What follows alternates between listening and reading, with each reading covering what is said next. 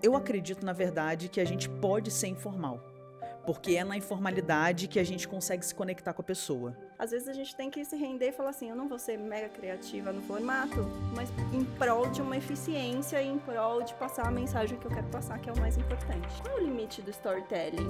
O limite da informalidade, mas também o limite da ousadia? O que dá pra fazer e que horas que a gente cruza essa linha? O storytelling e a comunicação como um todo é você se conectar com o outro. A gente conta histórias para se conectar com o outro.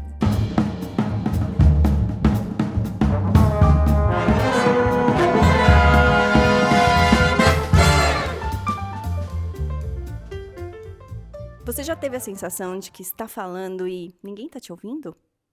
Que a sua ideia aqui até era boa, mas foi ignorada, suavizada ou só ganhou força quando veio na voz de outra pessoa? Você não está sozinha. Segundo o estudo The Confidence Gap, mulheres são interrompidas com 33% mais frequência em reuniões mistas. E muitas vezes, o que falta não é conteúdo, é estrutura, clareza e presença. Hoje, a gente abre espaço para dúvidas reais da nossa audiência. Perguntas que chegaram de quem, como você, está cansada de ser mal interpretada ou ignorada. Eu sou Ana Seneviva, CEO da Hora Educação, e toda quarta-feira a gente tem um episódio novo do Era Qual Que Me Faltava. E quem vem para nos ajudar a responder tudo isso hoje é a Laís Vargas, cofundadora do Minimiza e autora do best-seller Hackeando o PPT. Obrigada, Laís, por ter vindo. Obrigada, é um prazer estar aqui. Vamos começar aqui, não era qual que me faltava, a gente vai responder a sua pergunta, a pergunta das minhas queridas Rebecas. Você sabia que as minhas ouvintes se chamam Rebecas? Todas elas.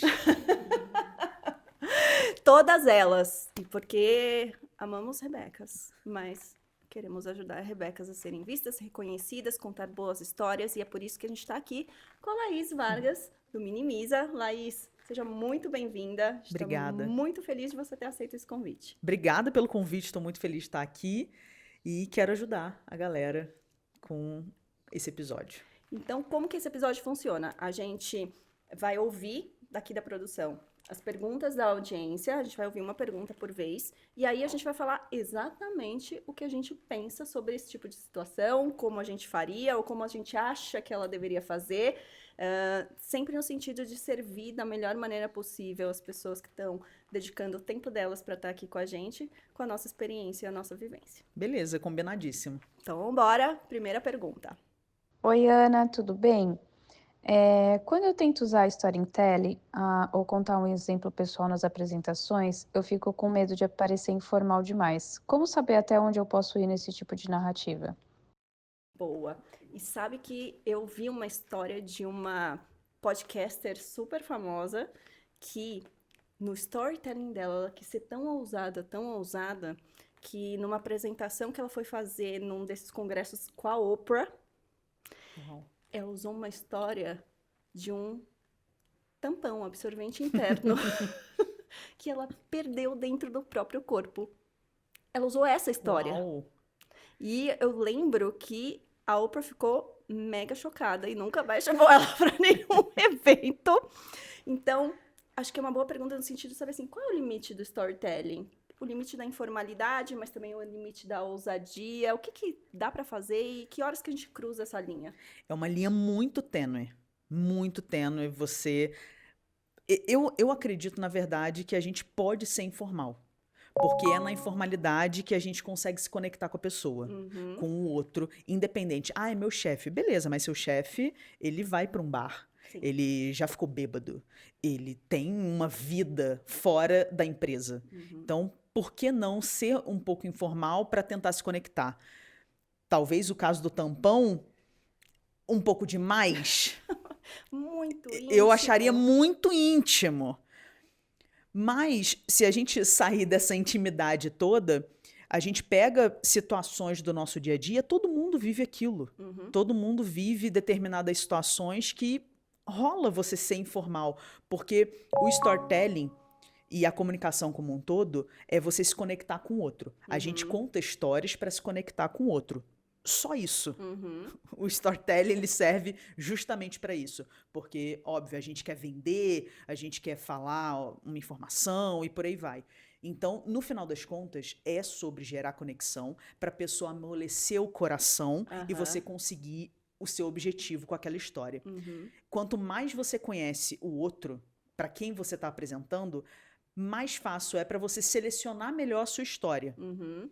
Então, se a pessoa gosta, sei lá, muito de esportes, Aham. eu consigo contar alguma história ligada a esporte e ela vai prestar mais atenção em mim. Uhum. E quanto mais você conhece a pessoa, melhor, nesse sentido. Aham. Então, eu Acho que isso é uma dica importante, né? Porque o storytelling não é pra mim, é pro Exato. outro. Não só o storytelling, Ana, qualquer apresentação é sobre o outro, não é Uhum. sobre a gente. Sim.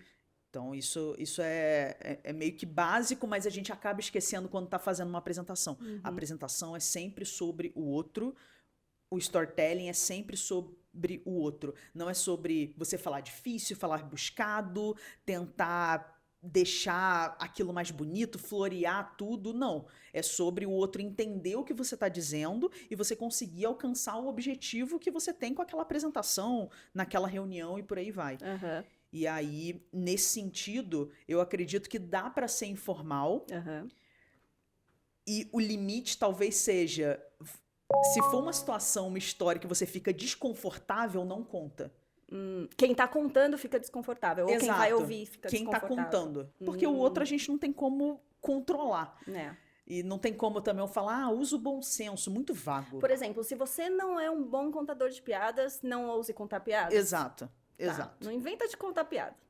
E é aquilo também, muita gente fala, os comediantes falam, você não vai zoar o outro, você pode se zoar. É meio que essa Essa lógica. lógica, Uhum. exatamente. Boa. Muito bom. Gostei. Muito bem. Vamos então para a próxima pergunta. Eu percebo que as pessoas perdem muita atenção quando eu tô apresentando uma ideia. Às vezes eu mesma acho que tá meio confuso. O que eu posso fazer para prender mais atenção e me comunicar com mais clareza? Já aconteceu com você de você estar contando uma história ou apresentando algo e você falou assim, acho que eu não falei do melhor jeito e começa a ter essa conversa interna de eu não falei do melhor jeito, será que eu corrijo agora? Será que eu corrijo depois? Será que as pessoas entenderam? E só eu que não entendi o que eu falei? Eu acredito que todo mundo já passou por isso. E se você fica na dúvida se tá passando a mensagem da melhor forma, é porque você não tá passando a mensagem da melhor forma. Pode ter certeza. Na dúvida, é não. É não. Se tá claro, se tem início, meio e fim, se você... A gente sente quando as pessoas estão prestando atenção na gente, e quando nós mesmos ficamos confusos, é porque tá muito confuso pro outro. Porque, teoricamente, nós já sabemos o nosso conteúdo, a gente já sabe o que tá por trás, a gente tem uma ideia do que vai ser dito. Sim. Se o outro... Se, na verdade, se nós mesmos já estamos na dúvida... É porque realmente não tá legal. Agora, você acha válido, por exemplo, eu fiquei na dúvida se todo mundo entendeu o que eu queria dizer. Você acha válido perguntar pra audiência? Pessoal, faz sentido pra vocês? Você acha que isso é um recurso válido ou demonstra um pouco de falta de confiança no que você acabou de falar? Não, faz sentido. O que eu não gosto é de quase aquele vício de linguagem que todo final de frase você termina com entendeu? Entendeu? Vocês estão entendendo? Porque parece que a sua audiência é burra. Nossa, é exatamente isso que eu penso quando eu tô na audiência. Eu falo assim, você acha que eu sou burra? Claro que eu entendi, gente. Para de perguntar. Então, no final, pode, pra dar um fechamento.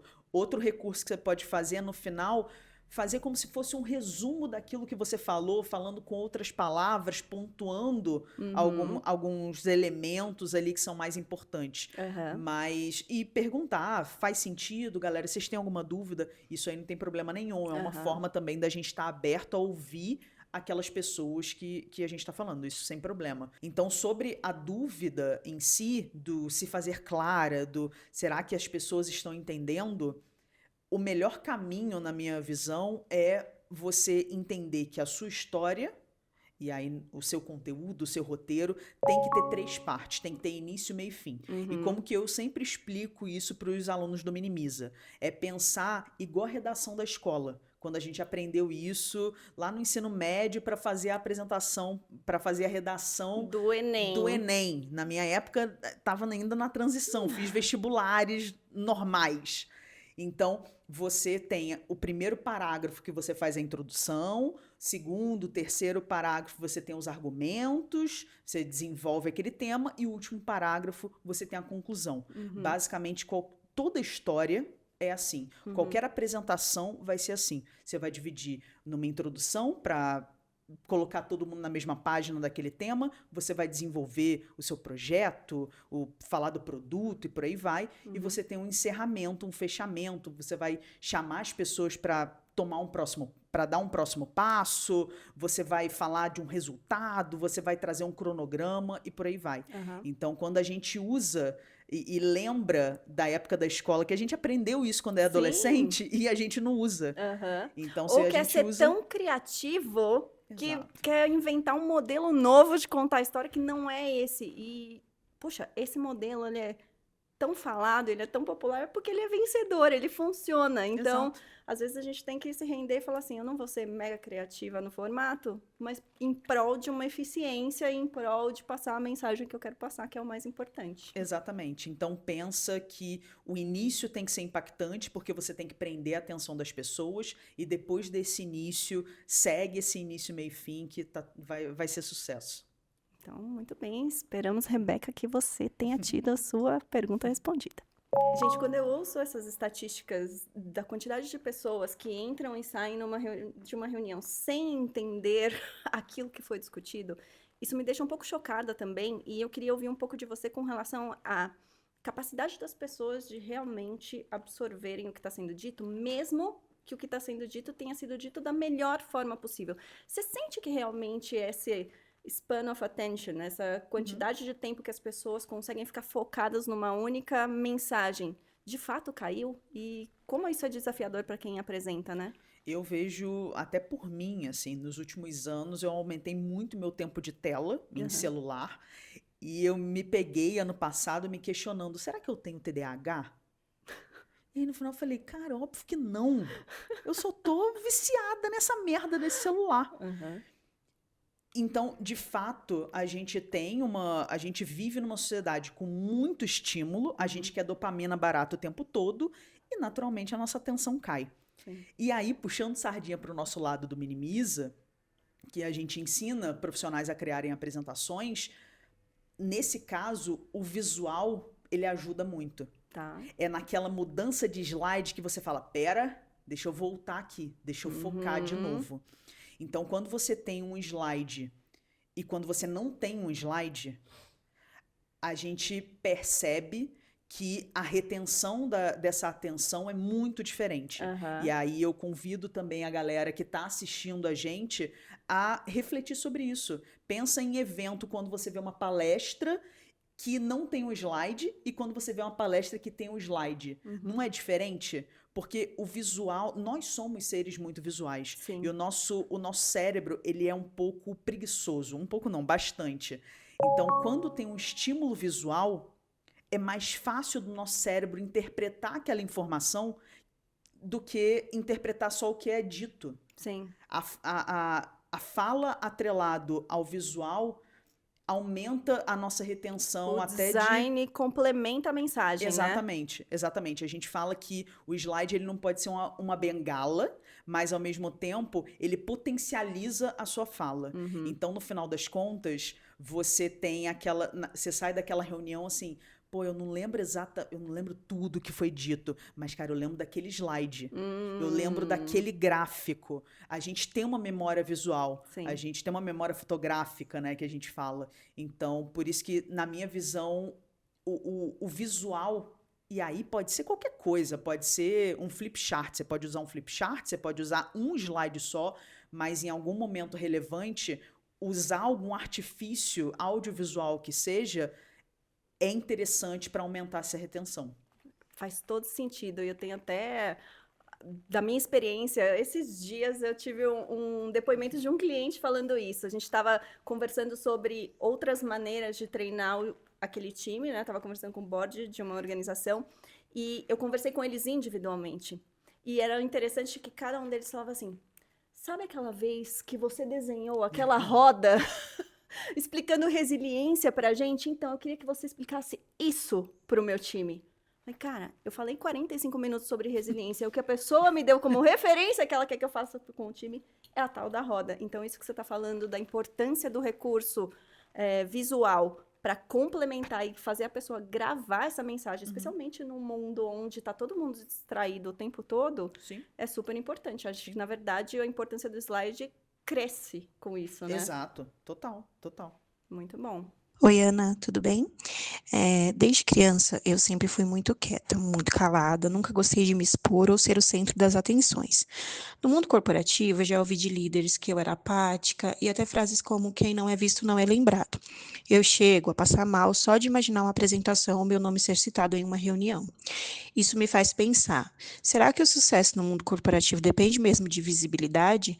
Ou há caminhos para quem prefere contribuir de forma mais discreta nos bastidores? Beijos! Eu achei essa pergunta tão incrível e eu achei tão articulada a maneira como essa Rebeca fez essa pergunta que nós vamos ter que dar confetes para ela.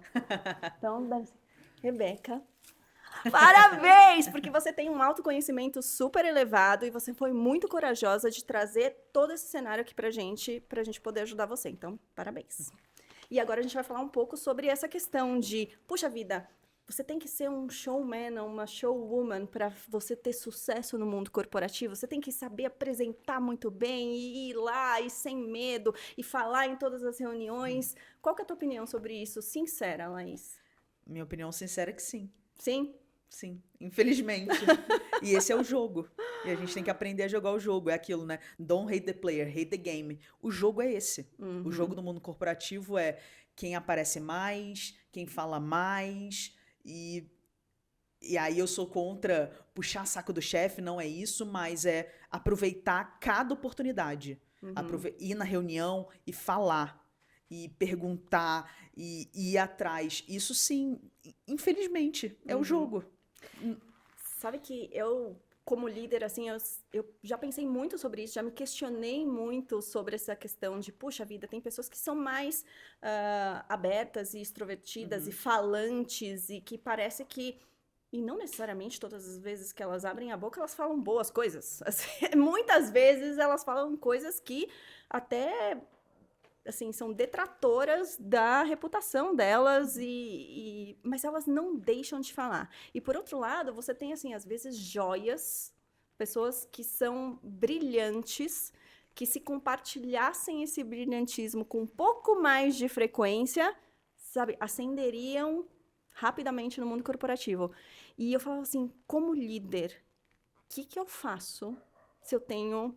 os dois modelos, aquele que fala demais, que deveria ter ficado quieto em certas ocasiões, e aquela que fala de menos e deveria falar mais. Esse dilema da nossa ouvinte, eu já vivi isso no meu time. E eu não sei se eu lidei da melhor maneira na época, porque eu ficava estimulando muito a pessoa a falar, em horas que eu acho que ela não estava preparada para falar. Você não acha que preparo também tem a ver com essa insegurança de se expor ou não? Total. Tem uma pesquisa, agora eu não vou lembrar a fonte, mas 90% do nosso nervosismo na hora de falar em público é a falta de preparação ou a falta de domínio do conteúdo. Olha só. E aí, por isso que, realmente, tem momentos, talvez começar colocando a pessoa numa reunião um pouco mais tranquila e deixando ela ir sozinha e depois aumentando. Mas, de fato, é importante. E, assim, eu fui uma criança extremamente tímida. Extremamente tímida. As pessoas, quando eu falo isso, as pessoas hoje não acreditam, até porque eu regalei dou os olhos, né? palestra. Tipo, como assim? Eu dou palestra, eu dou treinamento, eu tenho uma empresa de comunicação. Exato. Então, mas eu sempre fui muito tímida, até o momento que eu vi que eu precisava fazer isso. E aí você vai se desenvolvendo, você vai entendendo os seus pontos fortes, seus pontos fracos, onde você fica confortável, onde você não fica, para entender também os seus limites e respeitar isso. Mas, infelizmente, é importante. Eu queria muito falar para essa Rebeca que, não, tá tudo bem. E é aquilo também, né, Ana? Tem problema? Cara, não tem problema você não aparecer tanto e não falar tanto e não se expor tanto. Mas você vai crescer mais devagar. Porque a verdade é que, nessa mesma reflexão que eu tive, uma das reflexões foi: eu não consigo adivinhar o que você não me disser. Perfeito. Eu, por melhor líder que eu seja, não consigo exprimir, ler a sua mente. Então, você vai ter que me mostrar. E a gente, no mundo corporativo, a gente mostra falando, a gente mostra apresentando, a gente mostra fazendo perguntas inteligentes, a gente mostra argumentando, a gente mostra contando histórias e dando exemplos. Então, eu tendo a concordar com você. Por mais que eu acho que tem traços de personalidade que a gente precisa respeitar e a gente nunca vai criticar uma pessoa por ser mais tímida, eu acho que esse é um traço de personalidade que não necessariamente vai te ajudar a crescer. Então, você que tem que saber o quanto você está disposta a trabalhar e flexibilizar isso para crescer mais rápido. Exato, e talvez um ponto até para treinar mais isso, e que eu também falo muito para os meus alunos de oratória, não é porque você não está apresentando ou liderando aquela reunião que você não está falando em público. Se você está naquela sala e se você faz uma pergunta, se você está no treinamento online, se você abre a câmera e interage numa dinâmica, isso já é falar em público, isso já é treinar essa vergonha, essa timidez. Então, qualquer oportunidade que essa Rebeca e as outras tiverem de realmente se expor, faz isso. Porque no final das contas é sobre o seu chefe ter confiado você para estar naquela reunião. Eu adoro isso e acho que essa é uma dica super legal que para quem é muito tímido, eu vou até complementar, ver o que você acha, mas se prepara uma coisa importante para você conseguir ter confiança para falar. E você tá indo foi chamado para uma reunião e você sabe que vai ser discutido um assunto X, vai com 2 ou 3 perguntas por escrito sobre esse assunto, vai preparada, treina no espelho do banheiro, mas assim, não deixa de participar só por causa disso. Se prepara para participar das diferentes formas, né? Quando é apresentando, quando não é apresentando, fazendo perguntas. Perfeito. Gostei muito. Oi, Ana. Putz, que prazer estar aqui mandando essa mensagem para você. Primeiramente, parabéns aí, né, pelo espaço, pelo podcast, pela oportunidade de troca, né, e da gente ouvir uma profissional como você falando sobre esse assunto, né, de liderança, que é um assunto que sempre me chamou muita atenção, sempre me inspirou muito. E agora aqui, né, como uma admiradora sua, né, e mentorada também, ficaria muito feliz de poder participar aqui ativamente, mandando a minha pergunta. E aí, o que eu fiquei pensando aqui, né? Até para a gente fazer um trocadilho com o nome do podcast que eu amei, queria saber de você qual que foi o call, né? No sentido simbólico ou literal, que mudou de vez o seu estilo de liderar, né? Aquele momento que você percebeu que precisava se comunicar de um jeito diferente, ou repensar sua forma de influenciar as pessoas,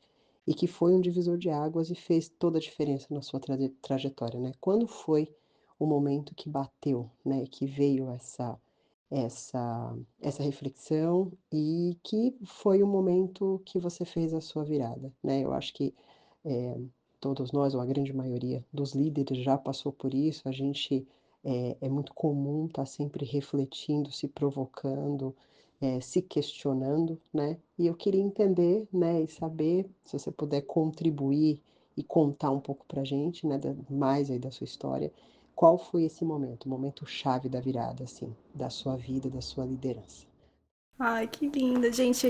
É uma das mentoradas da mentoria Promova-se e dessa segunda temporada. E eu quero deixar confetes pra você, maravilhosa. Um beijo. Vamos lá. Eu quero ouvir de você primeiro.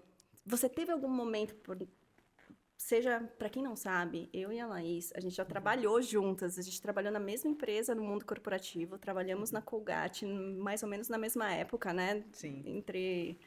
Entre alguns anos aí no mesmo andar, inclusive. E independente de ter sido no mundo corporativo, numa grande corporação, ou depois que você empreendeu com o Minimiza, teve algum momento marcante que te fez se dar conta de tipo, preciso mudar a minha maneira de liderar pessoas, preciso ou elevar ou fazer diferente? Teve alguma situação que te marcou?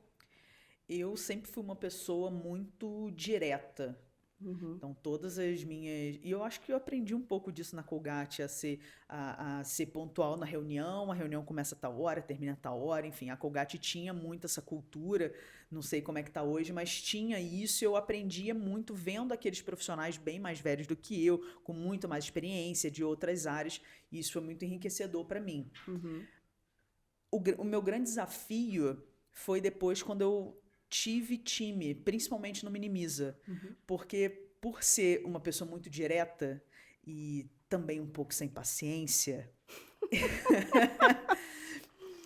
E aí, quando você lidera pessoas mais jovens, porque no Minimiza a gente tem muito forte uma cultura de contratar estagiários, desenvolver eles para que eles sejam efetivados e cresçam com a gente. Então, tem muitos estagiários que é o primeiro estágio deles no Minimiza, né? O primeiro trabalho formal deles.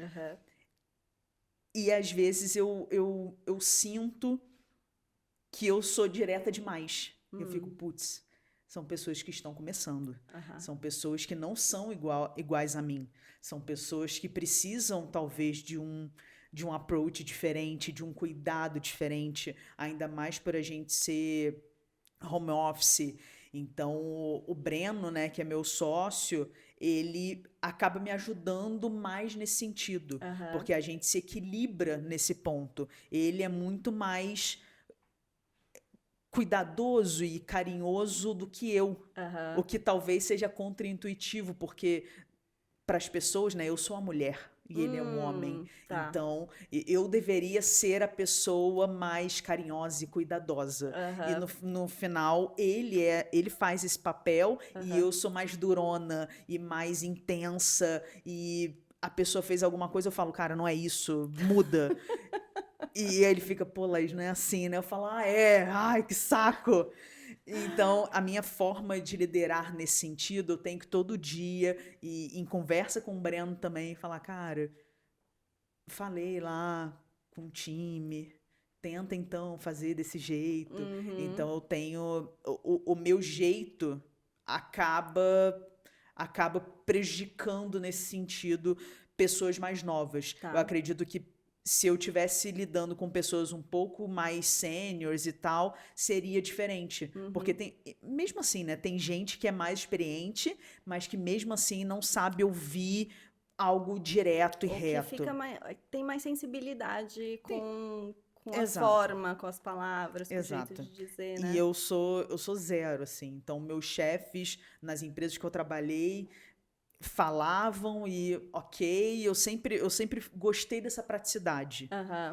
E eu trouxe isso para minha vida empreendedora. Com os clientes é ótimo. Quando você tem um time mais jovem, eu tô sentindo que eu preciso me adaptar nesse sentido. E sabe que esse seu sentimento, ele é corroborado totalmente pelas pesquisas. Eu tava vindo para cá, ouvindo um podcast. E nesse podcast, eles estavam falando de uma pesquisa recente, onde eles falavam assim, que quando você dá feedback para profissionais mais seniors, eles preferem e apreciam saber exatamente o que eles precisam mudar, o que não tá bom, o que não tá funcionando. Quando você está falando de times mais júniors, funciona melhor o elogio. Então, você ressaltar o que eles estão fazendo de bom, o que está dando certo, a direção que eles estão tomando ou os riscos que eles assumiram que funcionaram. Porque é isso que dá a confiança para que depois eles possam ouvir o feedback duro, mais direto, mais na lata, mais difícil. Eu confesso que eu acho que tem um lado positivo, acho que se a pesquisa está dizendo, então é porque é. Mas eu, por exemplo, não consigo me ver construindo essa maturidade sem ter ouvido alguns feedbacks duros. Exato. Então, não pode ser... Acho que o elogio funciona mais. Quando a pesquisa diz que o elogio funciona mais, ela não quer dizer que é só para elogiar. Ela quer dizer que o ratio entre elogio e feedback duro talvez tenha que ser diferente entre profissionais mais júniors e profissionais mais seniors. E você falando isso, Ana, eu lembrei, eu era analista, não lembro se era pleno ou sênior, e eu tinha uma gerente e um diretor. E aí tinha aquelas avaliações semestrais, anuais, não lembro, mas uma delas eu falei primeiro com a minha gerente e a gente ia depois levar essa avaliação para o meu diretor. Uhum. E eu lembro que ela começou a me dar o feedback e eu falei, fulana, o que eu preciso melhorar? Porque ela tava nessa... Eu tinha pouco tempo de empresa, eu era mais nova do time, eu era mais nova que a estagiária da área. Aham. E aí ela tava meio que... Eu falei, me fala o que eu tenho que melhorar. Sem flores back. Sem firulas. Vai direto ao ponto. E é isso, assim, cada um tem um jeito. Um estilo. Cada um tem um estilo. Né? É isso. E respondendo, eu vou responder agora com a minha história, a minha resposta dessa pergunta. Em que momento foi o momento de virada? Eu tenho até um pouco de vergonha, mas não, é verdade, porque foi realmente uma virada. Eu trabalhava numa empresa e eu estava assumindo meu primeiro cargo de liderança e eu era júnior ainda. Olhando para trás, eu jamais teria me dado aquele cargo se eu fosse a minha chefe naquele momento da minha vida e da minha carreira. Eu não tinha maturidade nem profissional, nem pessoal para fazer o que me deram para fazer. Mas naquela época, eu liderava 50 distribuidores de vendas de um determinado produto que eram cooperados, não eram funcionários, eram cooperados da empresa. E eu me lembro que quando eu fui promovida e fui fazer a primeira reunião com eles, eu falei assim, fantástico, fui promovida, agora eu sou uma líder, o que significa que agora, se o que eu falava, todo mundo já queria ouvir e achava que eu era boa, agora todo mundo vai querer ainda mais. Porque, afinal de contas, agora eu estou num cargo de liderança, todo mundo quer saber a minha direção, o que eu acho certo, o que é para fazer, etc. E aí, eu tive que calçar as sandálias da humildade, porque eu comecei a ir muito mal como líder, os resultados não vinham num primeiro momento, e uma das coisas que eu recebi de feedback deles foi: você não escuta a gente. Não é porque a sua empresa comprou a nossa empresa que a gente, de uma hora para outra, deixou de saber o que fazer. E isso, para mim, caiu assim, nossa, como um balde de água fria, porque eu fiquei totalmente desnorteada, falando assim, o que eu achava que era ser líder, não é. O que eu achei, e eu estava convicta de que eu estava fazendo a coisa certa, de que eu estava ajudando eles a cortarem caminhos, de que eu tinha uma visão que eles não tinham e eu queria compartilhar isso com eles. Mas a verdade é que de um líder, as pessoas não esperam que você fale o que elas têm que fazer. Elas esperam que você pergunte o que elas têm para te dizer. E eu não tinha isso em mim. E esse foi o momento de virada, foi o momento que eu falei, cara, eu preciso fazer diferente, senão eu vou me ferrar aqui. E foi aí que eu comecei a mudar como líder e eu nunca mais esqueci esse momento. Como que a gente deve atuar e qual é a melhor estratégia para que a gente incentive o funcionário, né, o colaborador, a tomar resoluções de problemas, crescer profissionalmente, sem ser indelicado e mostrar que a gente não está querendo ajudá-lo, né? É uma pergunta sobre como dar feedback, como fazer as pessoas crescerem. Como que a gente faz a pessoa ouvir, juntando isso com comunicação, ouvir uma notícia desagradável, uma coisa que ela, às vezes não estava esperando ouvir, mas ela vai ter que ouvir. De novo, é sobre você conhecer o outro. A gente tem que conhecer o outro para entender qual é o melhor caminho. Igual a gente estava falando, uns são mais diretos, outros são mais emocionais. Como você vai lidar? Eu acredito que não tem uma receita de bolo nesse caso. Não tem... Muita gente fala da técnica do sanduíche, né? Faz um elogio, dá o feedback negativo, depois outro elogio. Isso funciona para algumas pessoas? Sim, mas é efetivo para todo mundo? Definitivamente não. Então, eu acredito que, assim como a comunicação, a gente precisa conhecer o outro, trazer situações práticas do dia a dia. Eu não acredito em feedbacks onde você só traz tópicos vazios. E a mesma coisa com a comunicação. Você trazer exemplo prático, você trazer situações reais, é muito mais eficiente para a pessoa entender, compreender, absorver tudo aquilo.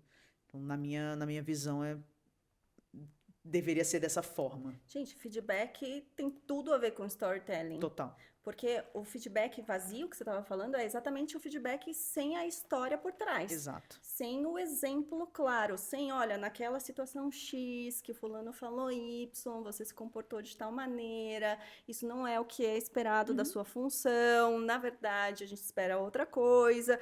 Essa história do exemplo, da ilustração do como você agiu, ela precisa muito acontecer. E às vezes eu acho, Laís, eu não sei se você já reparou isso, mas quando a pessoa não tem essa história para embasar o feedback, é porque, em geral, o feedback é sobre uma característica pessoal Sim, de quem você está falando. sim. Você não tem exemplos, é porque você está criticando a pessoa. E é aí que a coisa vai ladeira abaixo. Você tem que trazer exemplo.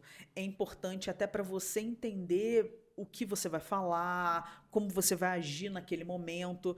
É muito vago você botar. Precisa aprender a gerenciar o tempo. Tá, mas em que momento isso foi um problema? Quais momentos? Com que frequência?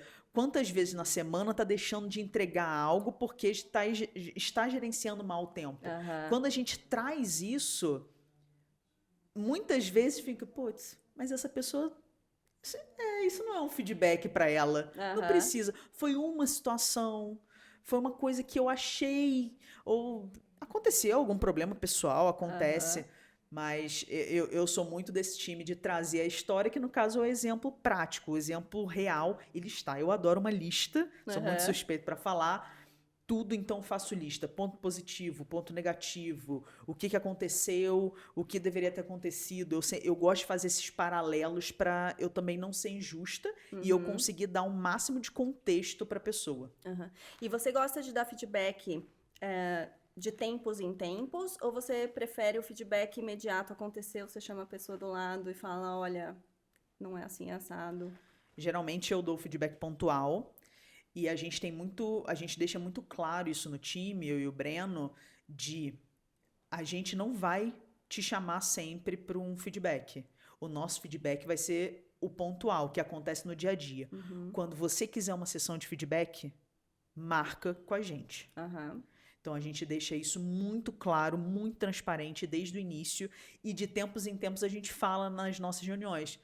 E aí, tá demorando para ter um feedback? Vamos marcar a sessão de feedback? A gente instiga, porque é importante, eu acredito pelo menos, que é importante pro profissional entender que, tá na hora de um feedback. Uhum. Será que eu tô indo no caminho certo? Aham. Então você acha Ele importante precisa. que ele crie esse momento. Sim, ele precisa dominar a carreira dele. Se a gente depende sempre do outro, do chefe e quem quer que seja, da avaliação da empresa, a gente está delegando a nossa carreira. A carreira é nossa. Sim. A gente tem que pegar isso pra gente. Muito bom. Oi, meu nome é Mônica e a minha dúvida barra dilema é o seguinte: esse ano eu estive numa viagem de trabalho e nessa viagem eu conheci pessoalmente uma cliente que eu já atendi há mais de um ano, mais ou menos. E ela foi muito receptiva, né? Muito agradável e tudo mais. O nosso contato foi muito bom. Mas quando a gente foi se despedir, ela apertou a minha bochecha e falou: "Ai, você é tão bonitinha." Eu fiquei um pouco constrangida e no momento tinha outras pessoas em volta, eu fiquei meio sem reação. Mas para mim o pior e o motivo de eu estar mandando esse áudio não é nem assim, como reagir numa situação dessa. Seria muito legal saber como reagir numa situação dessa também. Mas é que para mim isso foi eu entendi isso como uma prova de que é uma pessoa que não me leva a sério, sabe, como profissional. E aí eu fiquei com um pouco de receio de talvez estar transmitindo uma imagem infantilizada, que é algo que obviamente eu não quero. E aí, embora esse tenha sido assim a situação mais emblemática que eu vivi nesse sentido, me fez refletir de outras situações, menos assim icônicas, mas que também me fizeram sentir que o cliente, a pessoa que estava ali, não estava me levando tão a sério assim como profissional, não estava me respeitando como profissional. E eu comecei a empreender muito cedo, né? Eu comecei a empreender com 23 anos, comecei a atender clientes com essa idade. Então, não sei, tenho receio de estar transmitindo uma imagem inadequada. E aí é sobre isso que eu gostaria de uma orientação. Laís, o que você diria primeiro? Sinto muito que apertaram sua bochecha no ambiente de trabalho. Ninguém deveria ter que passar por isso, gente. Mas, nossa, obrigada pela sua pergunta, muito incrível. Sincera. Muito sincera e com muitas nuances, né? Muitas dimensões que a gente pode abordar esse tema. O que veio na sua cabeça enquanto você escutava ela? Tem tanta coisa, porque eu não conheço essa pessoa, mas pode ser a forma como a pessoa se veste, como ela fala, como ela se porta numa reunião. Podem ser tantas coisas que a gente precisa tentar entender, mas tem um...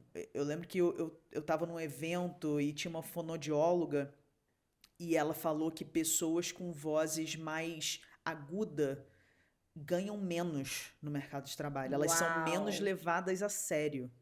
E aí, na hora, eu falei, como você descreve o caso do Anderson Silva? Porque ele, né, ele é um lutador de MMA com uma voz super fina. Para um homem, né, potencializa por ele ser um lutador. E ela falou, em 5 sessões a gente resolveria aquilo.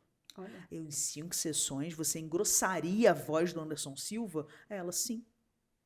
Caramba. E eu faço isso com muitas mulheres que trabalham no mundo corporativo e que querem se impor mais.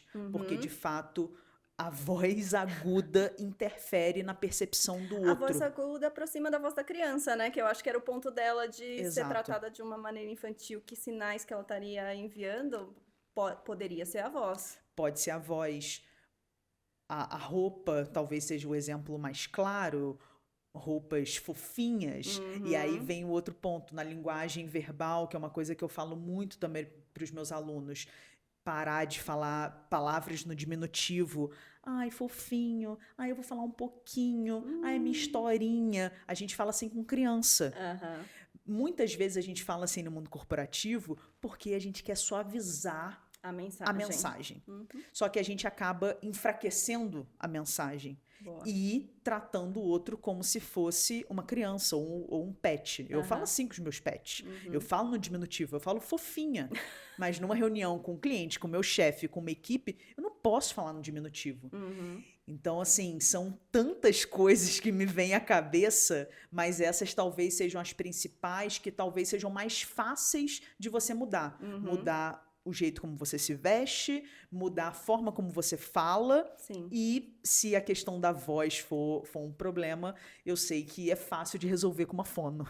É algo bem tranquilo e bem rápido. Pois é, impressionante. Engraçado, quando ela falou, imediatamente me veio aquela... assim, o framework da presença executiva e o que são as coisas que falam por você para que a pessoa, nos primeiros segundos de interação com você, te leve a sério ou não.